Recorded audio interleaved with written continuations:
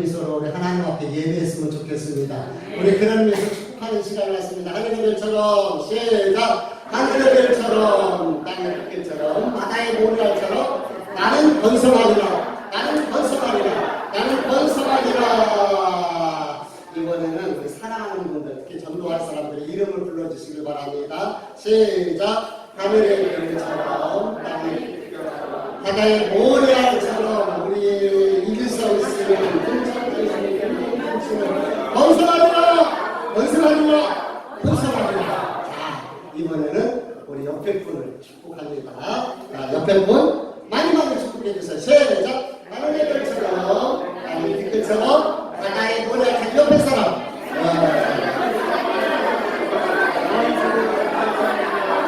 번성하리라! 우리 다은이 친구야? 다은이 친구야? 근데 친구 되게 크다. 우리 친구 이름이 뭐야? 중학생 같아, 친구 같아. 우리 친구도 번성하고 하나님 축복 많이 받아라. 아멘. 지난번에 수요일에 한번 말씀을 드렸었는데 남매가 있었어요. 부모님이 일찍 돌아가시는 거예요. 누가 키워줬냐면 고모가 키워줬어요. 고모가 남매를 키우려고 조카들을 위해서 결혼도 하지 않습니다. 그리고 그 조카들을 키워준 거예요.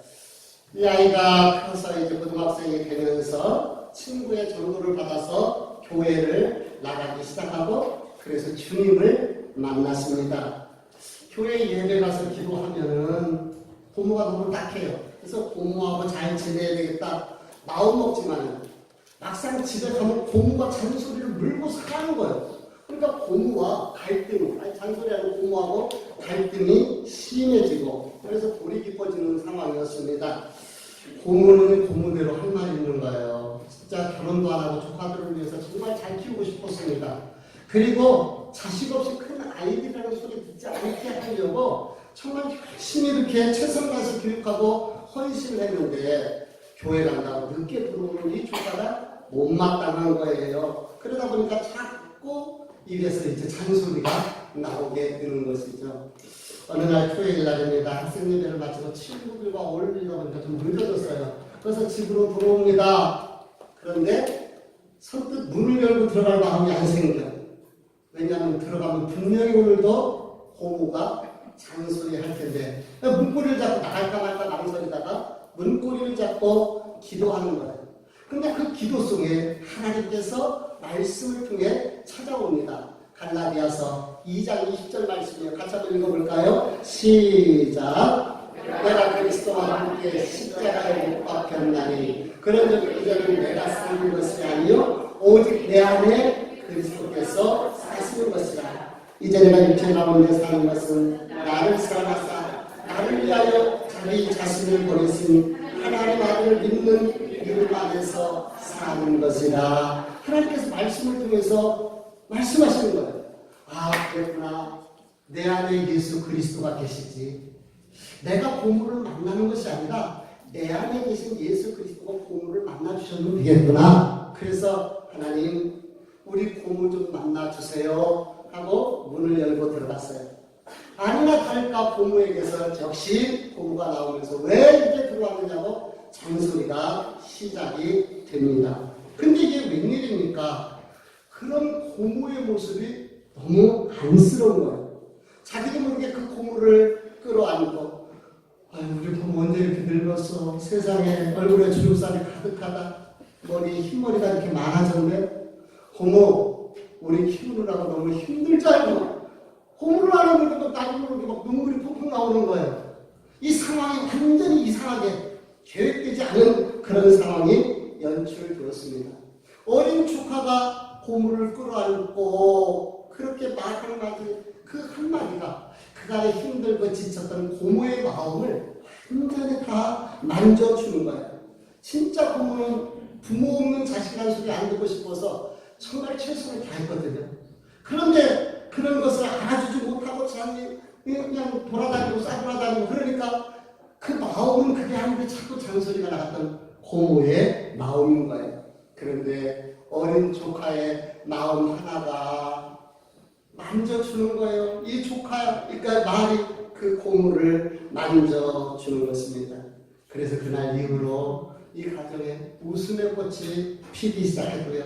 물론 고모도 주님을 만나게 되었다고 합니다. 사람의 감정은요, 이게 잘 변하지 않아요. 잘 움직여지질 않아요. 그래서 하나님께서 우리 안에 계셔서 그분을 통해서 일하셔야 됩니다. 사랑하는 성도 여러분, 저와 여러분 안에 예수 그리스도가 있을까요?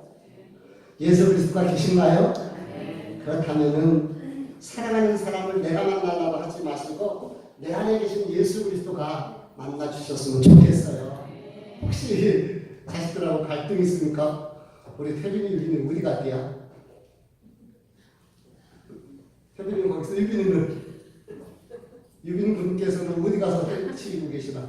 유빈 군 좀 모시라고 찾아보셔.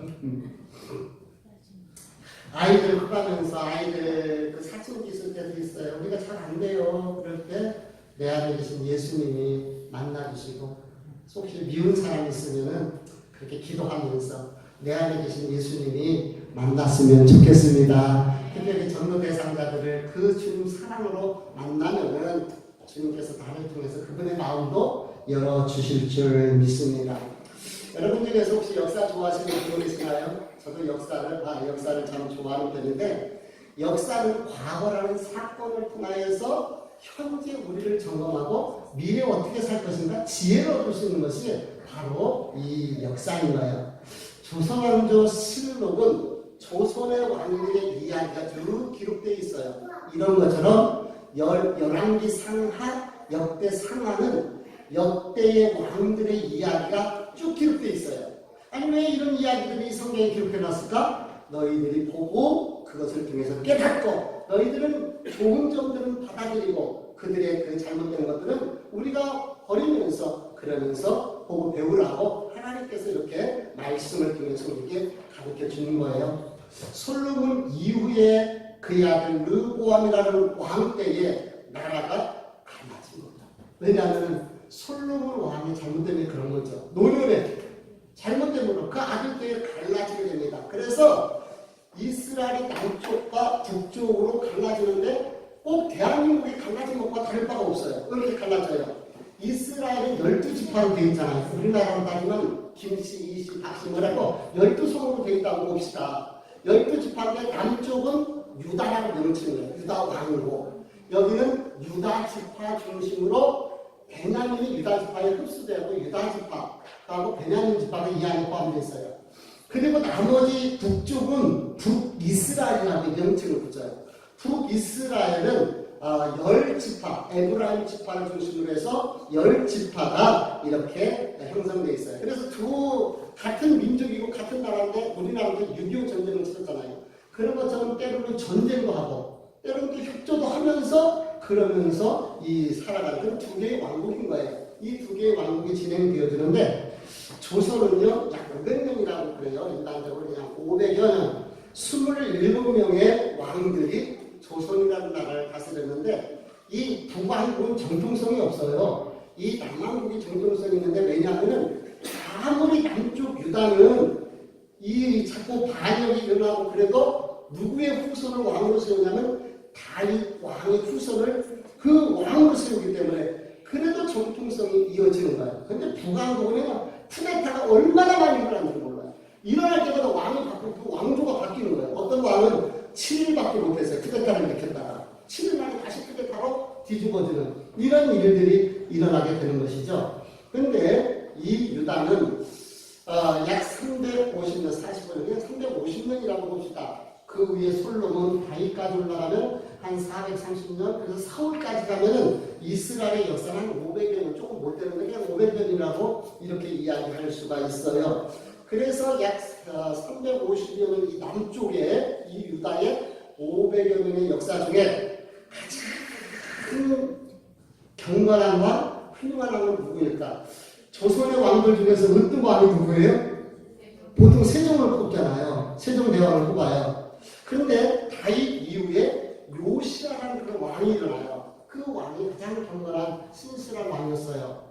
근데 조선의 가장 악한 왕은 누구였을까요? 지탄받는 아마 연산군, 정치적인 부분이 있지만 연산군에 대한 부분들도 많이 얘기를 하는데 이 이 남한국 유다의 20여 명 왕들 중에서 가장 악한 왕을 뽑으라 한다면 오늘 본문에 나온 므낫세라고 합니다. 이 므낫세라.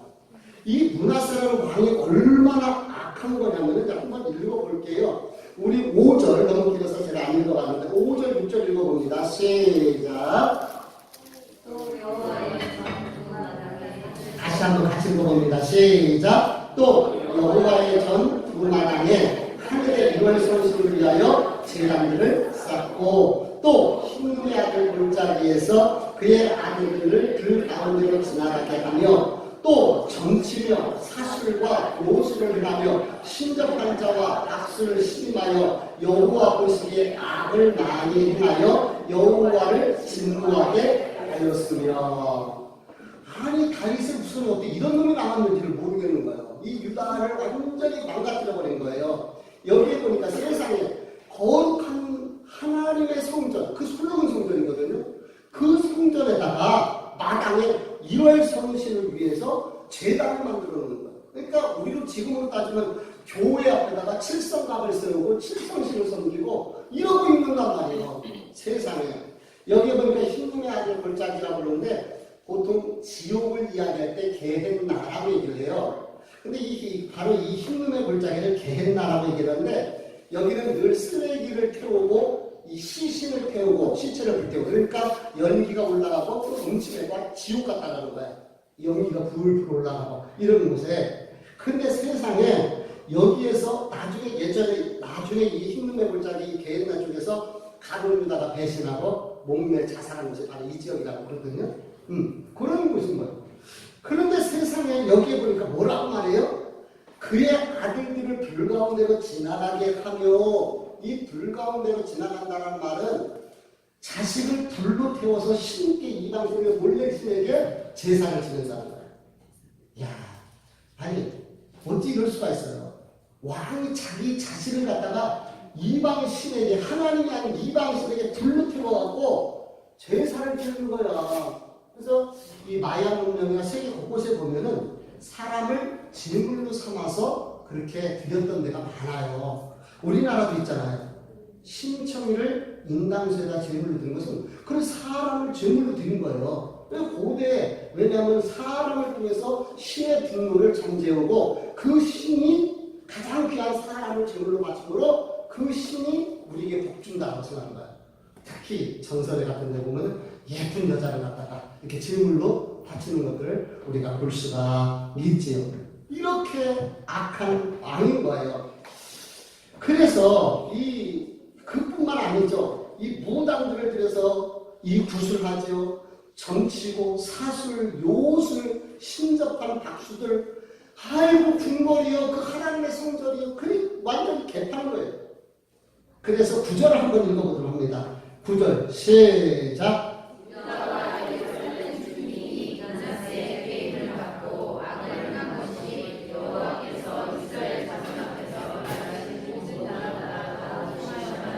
이게 므낫세에 대한 총평이에요. 인생 총평. 여러분들께 저와 여러분에게 분명히 마지막 때에 그분은 어떤 분이었다라는 그런 총평이 있을 거란 말이에요. 부끄럽지 않았으면 좋겠는데 므낫세는 뭐라고 얘기합니까? 왕이 그래버리니까 백성들이 다 따라하는 거야. 왕이 지도자가 그래버리니까.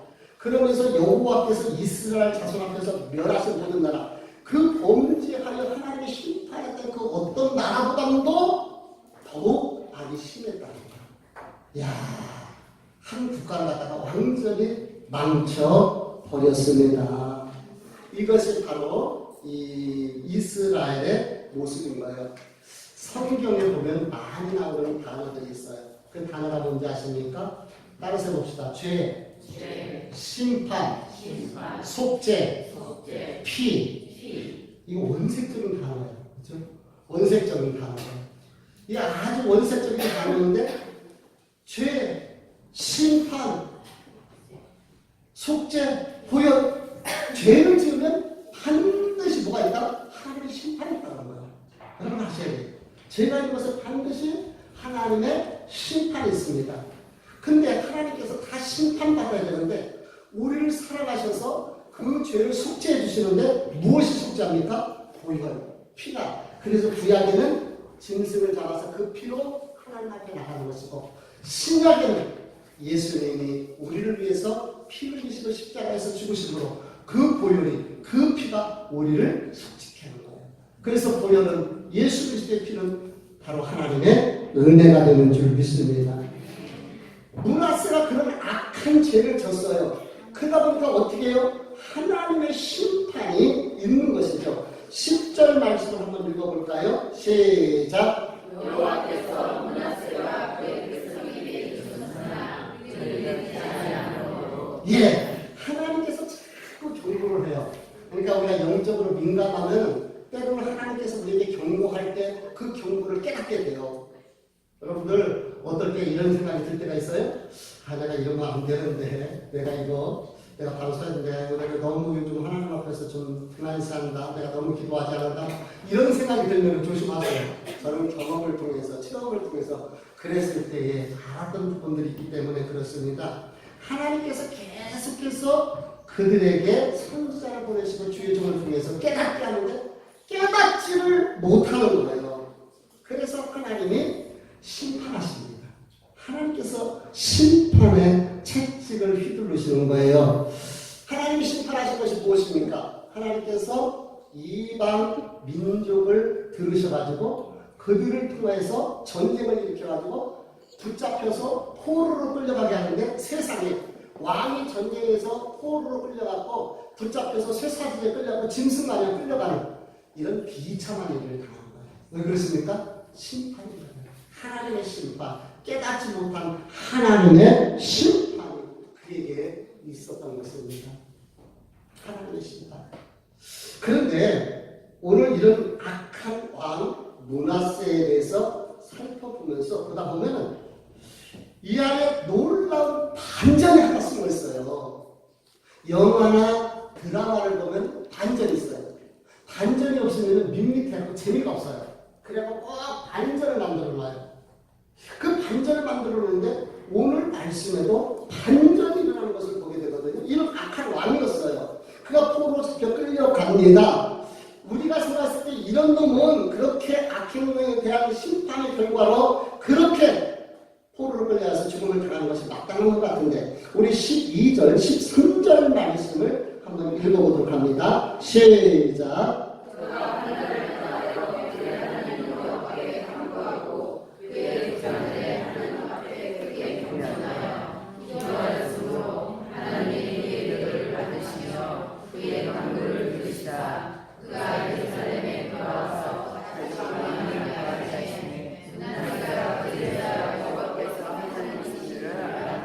아멘. 할렐루야.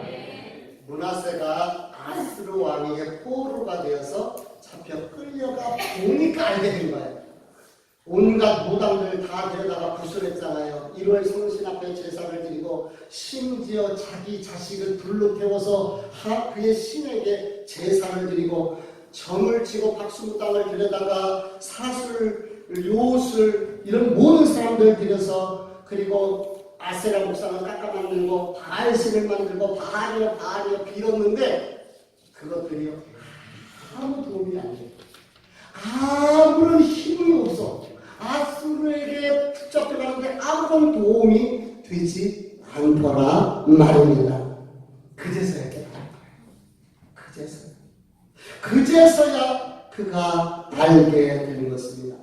당해놓고 보니까 그때서 정신이 들어오는 거예요. 그래서 그때서부터 그가 하나님을 찾는 이런 반전의 역사가 나타나고 있습니다. 물론 잘 보세요. 바벨론 아수르에게 끌려갔는데 이 아수르는 세계사에 보면 아수르라는 나라를 할 거예요. 아마 여러분들이 이게 좀 인터넷이 발달했으니까 아시리아라고 치면 금방 그 나라 제국이 어떤 제국인가를 금방 알 수가 있을 거예요. 이 정복 국가예요. 바벨론이 발언하기 이전에, 페르시아가 일어나기 전에 그 국가였었거든요. 근데 끌고 갈 때에 아마 경건한 믿음의 사람들과 함께 끌려가면서 왕에게 폐하, 우리가 하나님을 찾아야 됩니다. 이전에 우리가 하나님 앞에 돌아가야 됩니다. 누가 전해준 사람이 있었을 거예요. 그러니까 깨닫게 되는 것이죠. 그때서부터 깨닫고 하나님 앞에 철저하게 회개하면서 기도하기 시작한 것이에요. 제가 생각하면요, 아이고 내가 하나님이라면 저런 거 그냥 낮아 죽든지 심판받는 것이 당연한데 세상에 하나님 보세요. 그런 므낫세의 기도를 하나님이 들으시고 응답하시고 그를 구원해 주시는 하나님인 것을 볼 수가 있습니다. 내가 잘못했을 때, 우리 자식들이 잘못했을 때 부모님은 혼나잖아요. 근데 잘못했다 용서를 구하면 부모가 용서해 주잖아요. 그런 것처럼 그것이 바로 하나님 아버지의 모습인 거예요. 하나님 아버지의 마음을 우리가 성경을 통해서 참 많이 알 수가 있는데요. 한번 하나님 아버지의 마음을 마태복음 7장에서 보도록 합니다. 시작.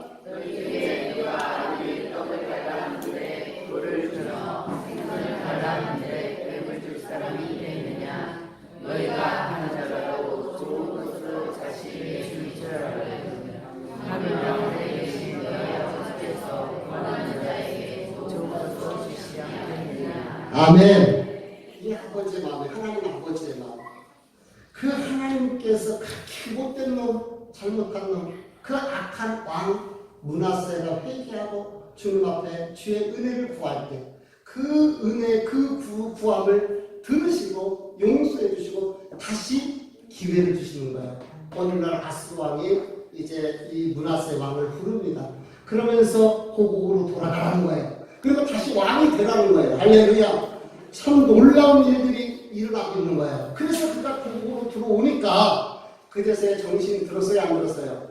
정신이 드는 거야. 이제는 좀 바뀌어지는 거예요. 그래서 14절부터 그의 치적이 나오는데 우리 14절 읽어봅니다. 시작. 그 후에 다윗성 밖 기운 서쪽 골짜기 안에 외성을 쌓되 어문 오기까지 이르러 오벤을 둘러내고 높이 쌓고 또 유다 모든 견고한 성읍에 군대 지휘관을 두니 무슨 얘기입니까? 다시 이제 정신 차리고 국방을 강화시키고 나라를 부흥시키기 위해서 외세의 침략을 방어하기 위해서 성을 쌓고 온 힘을 다하는 거예요. 그러면서 15절 16절을 같이 읽어봅니다. 시작. 이방 신들과 여호와의 전의 우상을 제거하며 여호와의 전을 건축한 사내와 예루살렘에 쌓은 모든 제단들을 다 성 밖에 던지고 여호와의 제단을 보수하고 화목제와 감사제를 그 제단 위에 드리고 유다를 명령하여 이스라엘 하나님 여호와를 섬기라 하매. 할렐루야. 우리 옛날 프로그램 지금도 있는지 모르겠어요. 우리 아이가 바뀌어졌어요. 우리 아이가 바뀌어졌어요 한 것처럼 우리 악한 왕 므낫세가 바뀌어졌어요. 우리 자녀들이 바뀌어지는 것처럼 바뀌어졌으면 좋겠는데 바뀌어지는 일들이 일어나게 됐습니다. 하나님께서 그 므낫세 악한 왕의 기도를 들으시고 그 기도에 응답하신 모습이고 그래서 그가 새로운 변화의 모습을 여러분에게 말씀을 드리는 거예요. 오늘 제가 말씀을 통해서 포인트를 맞추고 싶은 내용이 바로 여기 있어요.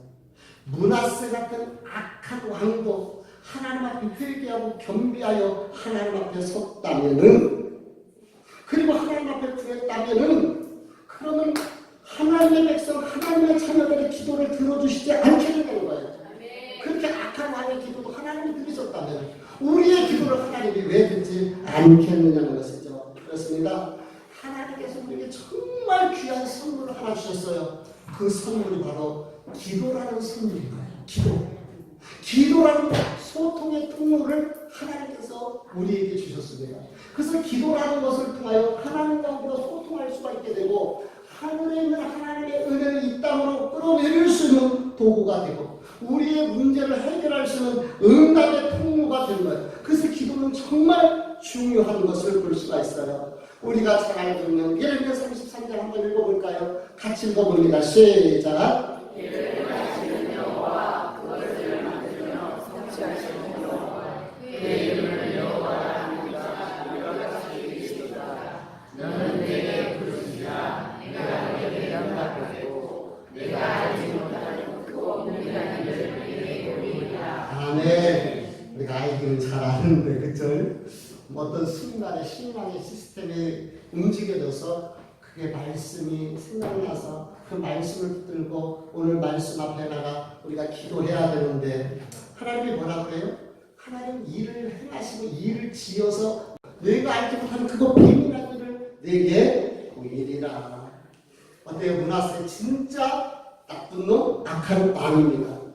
그런데 그가 과거에 자기 행위가 자기 스스로 옳다고 생각했을 거예요. 그렇죠? 자기가 하는 일이 맞다고 생각하는 겁니다. 그런데 어려움을 당해보니까, 그런데 고난을 받아보니까 이게 잘못됐던 것이지. 그제서야 깨닫는 거예요. 따라서 합시다. 깨닫는 것이 은혜다. 맞습니다. 깨닫는 것이 은혜예요. 그런데 다시 한번 따라합시다. 그런데 잘 깨닫읍시다. 깨닫는 것이 은혜인데 잘 깨달아야 돼. 이게 잘못 깨달으면 안 돼. 무슨 말입니까? 사람도 자기 자신을 광명한 천사로 가장한다 그랬어요. 어떤 것을 보면 이게 하나님의 뜻인지 내 뜻인지 사람이 헷갈리게 만드는 거예요. 그래서 우리가 다 그런 거 아닙니다. 일반적으로 보면은요, 제가 목회 선상에서 보면은 일반적으로 자기 뜻을 쫓고 그것을 하나님의 뜻이라고 했거든요. 아니요! 진짜 하나님의 뜻이 무엇인가를 말씀 붙들고 하나님 앞에 드려요. 그래야 우리가 실수하지 않습니다. 근데 하나님의 뜻을 갖다가 내 생각에 앞서고 내 계획에 앞서고 내가 이미 결정해놓고 그걸 하나님의 뜻이라고 얘기해요. 아닙니다. 하나님의 뜻을 바로 깨달을 수 있는 저와 여러분이 됐으면 정말 좋겠습니다. 하나님의 뜻을 분별하는. 자, 이제 므낫세를 갖다가 우리의 신앙에다 접목을 한번 해보자고요. 여러분, 이 악한 왕 므낫세나 저와 여러분이 대단 다를 바가 없어요. 아니, 우리는 그렇게 안 했는데요. 아니, 지금 안 하는 것처럼 보이지. 과거에 할 수도 있었지. 그런데 하나님 앞에서는 우리가 다 죄인이란 말이에요. 이 죄를 우리 문제가 해결할 수가 없어요. 근데 하나님께서 누군가를 통해서 므낫세에게 하나님을 알려주고 전해주고 그래서 그걸 깨닫고 하나님 앞에 들어왔던 것처럼 오늘 저와 여러분이 누군가의 은혜를 통해서 하나님을 알게 되고 만나게 되고 하나님에게 은혜를 주셨기 때문에 우리가 하나님 앞에 나올 수 있었던 거예요. 우리의 공로가 없습니다. 하나님의 전적인 은혜인 것을 깨달으시기를 주의 이름으로 부탁을 드립니다. 것이죠. 항상 므낫세 같은 그 악한 왕이 하나님 앞에 겸비하고 회개했을 때 하나님이 기도를 들으셨다면 우리도 마찬가지라는 거. 우리도 죄인인데 하나님이 사랑하셔서 자녀 삼으셨잖아요. 우리 하나님께서 우리의 기도를 들어주실 줄 믿습니다. 다윗이 이렇게 기도해요. 정말 이 기도가 얼마나 은혜가 되는지 몰라요. 한번 읽어봅니다. 시작. 혼란 중에 나를 너그럽게 하사오니 내게 은혜를 베푸사 나의 기도를 들으소서. 따라서 볼까요? 내 의의 하나님. 내 의의 하나님. 아멘. 의로우신 하나님. 의로우신 하나님. 의로우신 하나님. 따라서 합시다. 은혜를 베푸사 나의 기도를 들으소서. 아멘. 은혜를 베푸사 나의 기도를 들으소서. 은혜를 베푸사. 정말 우리에게 필요한 것이 하나님의 은혜예요. 그 은혜로 우리가 하나님 앞에서 그 기도하는 것들마다 또 하나님 앞에 구하는 것마다 그분이 은혜를 베푸시니까 응답이 되어지는 것이죠. 내게 은혜를 베푸사. 여러분 힘들고 어려울 때 그렇게 기도해 보세요. 내게 은혜를 베푸시는 주, 내 의의 하나님, 공의의 하나님, 청직하신 하나님, 바른 하나님, 내게 은혜를 베풀어 주시옵소서. 마산에 있었던 한국 부교육자 목사님이 부목사님이 되셨어요. 5년 동안 거기서 목회를 부교육자로 섬기다가 이제 단독으로 담임 목사 목회를 하고 싶어서 하나님 앞에 기도하면서 놓고 오케지를 놓고 기도하고 있는데 자꾸 손등이 가렵더래요. 손등을 긁었는데 이게 손등이 구름이 생기고 이상해서 병원에 가봤더니 웬일입니까? 피부암인 거예요. 손등에. 그래서 이 교회를 담임 목회를 나간 건 둘째치고 부교육자도 사역을 감당할 수가 없습니다. 하나님 치료하고 막 이제 투쟁을 하다 보니까 그래서 부교육자도 할 수가 없는 거예요. 그러던 어느 날 충북에 있는 음성, 충북 저 밑에 있죠? 충북 음성에 있는 한 교회에서 목사님 오셔서 그 말씀 좀 전해주세요 하는 초청을 받았어요. 사실 예전에 그 친구가 그 음성에 있는 그 교회 목사님이 유학을 가면서 그 친구를 담임 목사로 추천을 한 거예요. 성도들은 기대가 큰 거예요. 어떤 목사님이 오실까? 어떤 목사님이 오셔서 우리를 인도해 주실까? 기대가 크고 기대하면서 기도했는데 이게 웬일입니까? 오신 목사님을 보니까 한강 가지고 서서 머리는 다 빠진 거예요. 얼굴은 거칠하고 뼈만 남았어요. 그런 암 환자가 온 거예요. 성도들의 실망이 이만저만이 아닌 것입니다. 목사님이 설교를 마치고 내려갔었어요. 청빙위원회가 다시 모임을 갖습니다. 여러분 같다면은 그런 목사님을 담임 목사가 청빙할 수 있겠습니까? 솔직히 말해서 여러분 같다면 대부분의 반응이 이 목사님은 아니다. 그런 분위기인 거예요. 그런데 한 분 안수 집사님이 손을 들고 발언을 하는데 우리 이 목사님은 우리 교회 담임 목사님으로 청빙합시다. 왜 사람들이 왜 말도 안 되는 소리라는 것을 쳐다보는 것이죠. 근데 이분이 이런 이야기를 합니다. 오늘 예배에서 저는 이전에 경험하지 못했던 그런 은혜를 받았습니다. 이 목사님의 암 환자고 우리 교회로 담임을 오시면 몇 번 우리가 더 설교를 들었는지 알 수는 없습니다. 그렇지만 나는 이것이 우리 교회의 복이라고 생각합니다. 왜냐하면 이 목사님은 강단에 쓸 때마다 마지막이 설교다라는 마음을 가지고 정말 하나님의 말씀을 전해주시지 않겠습니까? 그러면 우리에게 복 아니겠습니까? 와, 이게 참 멋있는 안수 집사인 거예요. 그렇죠? 실리적으로 계산하지 않았어요. 그러니까 그 말 한마디에 성령님께서 역사하니까 다들 고개를 끄덕거리면서 찬동을 하는 거예요.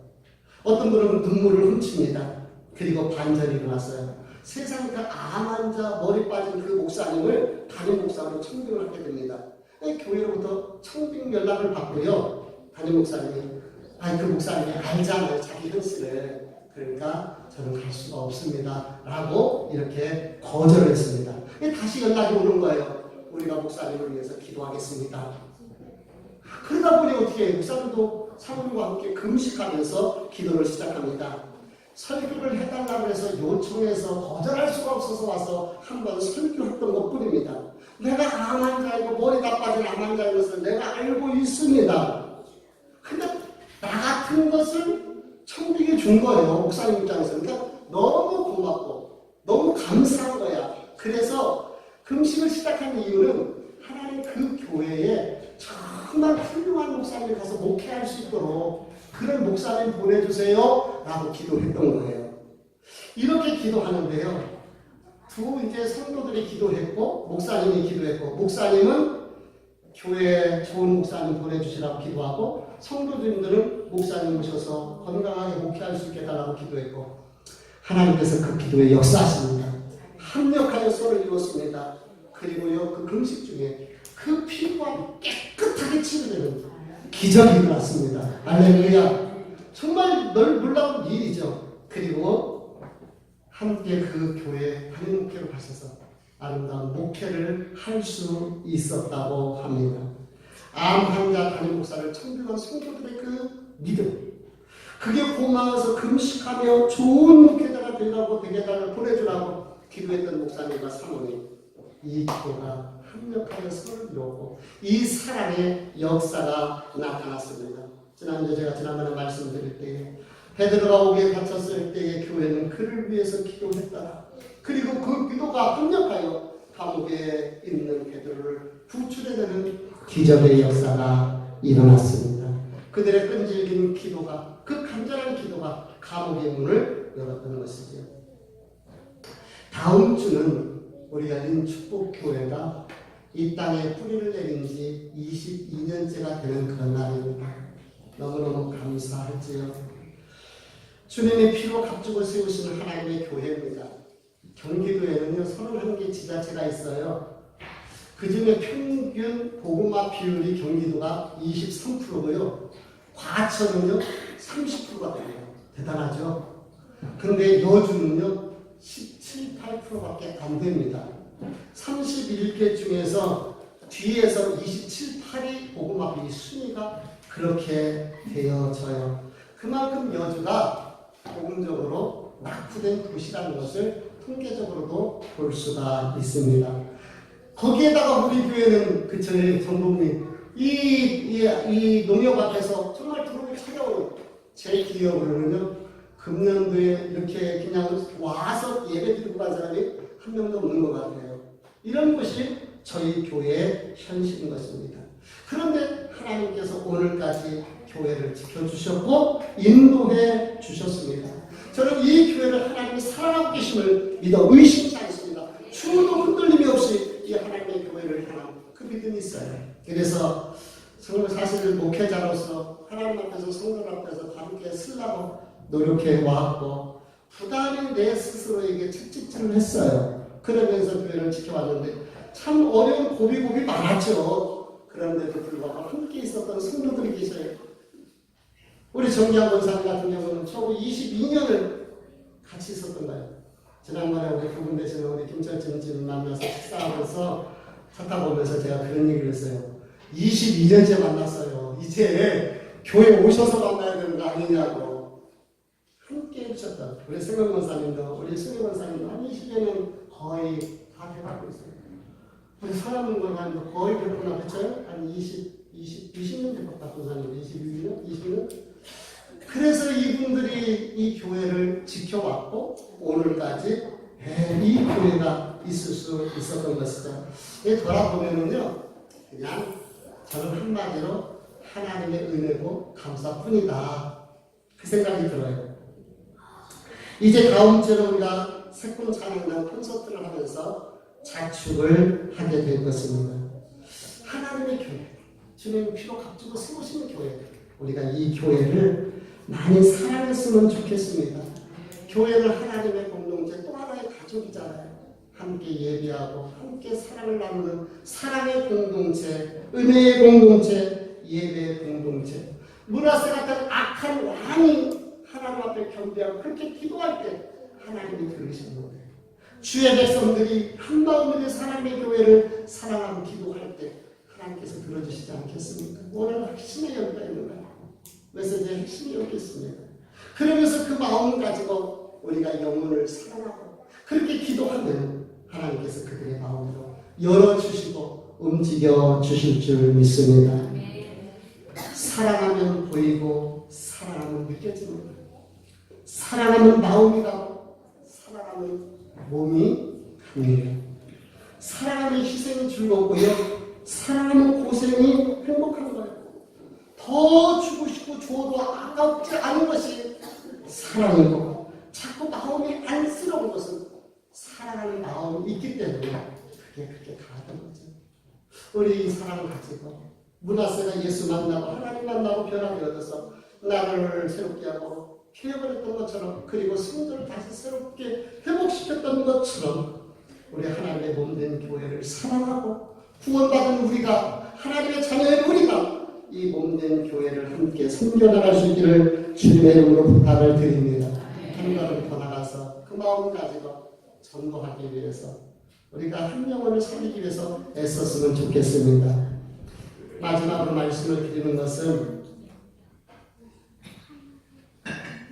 우리가 22주년을 맞으면서 우리가 전립되는 이 봉투를 넣습니다. 주보에다가 잊지 않고 준비하기 위해서 그런 것이죠. 그래서 생일을 맞으면서 생일 감사를 하나님 앞에 하게 될 것입니다. 그런데 이번에 우리 하나님 앞에 우리 설립 22주년 생일 감사의 이 헌금은 좀 우리가 교회를 위해서가 아니고 이것도 뭐 다 교회를 위한 일이죠.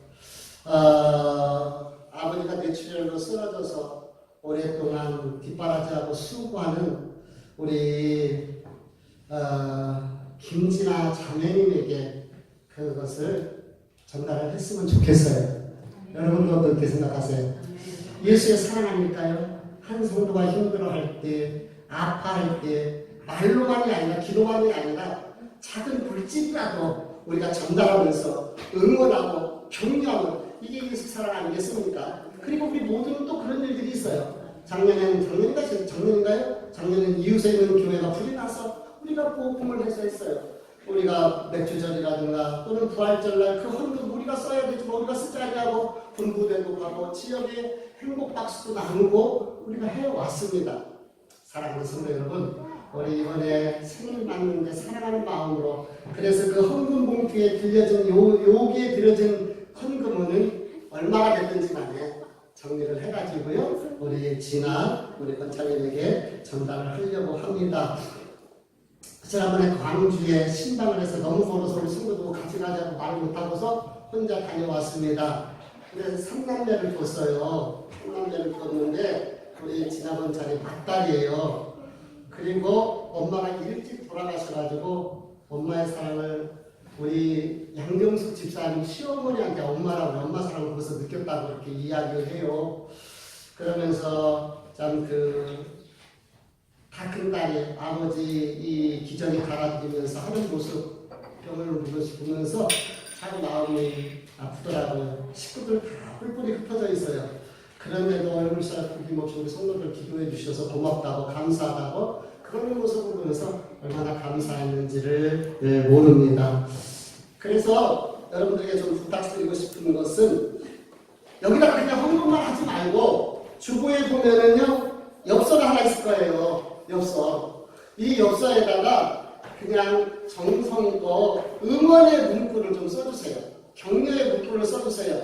그러면은 언젠가라도 시간 있을 때 아버지 죽으실 때 그 병원에서 가고 있거든요. 그럴 때에 하나씩 읽어보면 그 위로가 되고 힘이 되지 않을까 생각합니다. 마무리입니다. 문하세 같은 악한 왕도 하나님 앞에 바로 서고 다시 그분의 도움을 구하고 기도할 때 하나님이 그 기도를 들으시고 그를 회복시켰던 것처럼 그 마음으로 하나님을 향한 우리의 마음, 구원받은 하나님의 자녀로서 하나님의 몸된 교회를 사랑하고 또 성도를 사랑하며 주의 사랑을 나눌 수 있는 그리고 기도할 수 있는 저와 여러분이 되면 어떨까요? 아멘. 다음 주에는 우리 교회 설립일인데 너무 감사한 게 있어요. 오늘도 떡 먹는데 이게 웬 떡이야 하지 말고 이 떡은 우리 남궁용성 집사님 개업떡입니다. 맛있게 드시기를 바라고요. 네. 한국에 시간을 해야 되는데 계속해서 그래서 전북 떡집이 열린축복에 뭐 하나 들고 가게 맨날 떡을 매주 떡을 했으니까 다음 떡집도요 다음 주에 가도 이미 예약이 끝났어요. 하고 싶어도 못합니다. 또 감사한 것은 한 분이요 교회 기회 생일이라고 기념품으로 수건까지 바쳐줬어요. 무명으로 하셨어요. 그분들을 위해서 박수 한번 쳐주시기 바랍니다. 웃을 때가 있으면 울 때가 있지만 아플 때가 있으면 또 행복할 때가 있습니다. 하나님의 교회가 오늘까지 왔는데 우리 교회 많이 사랑하시고 이 교회를 위해 저와 여러분이 작은 비단이 될 수 있기를 주의 이름으로 축복합니다. 기도하겠습니다.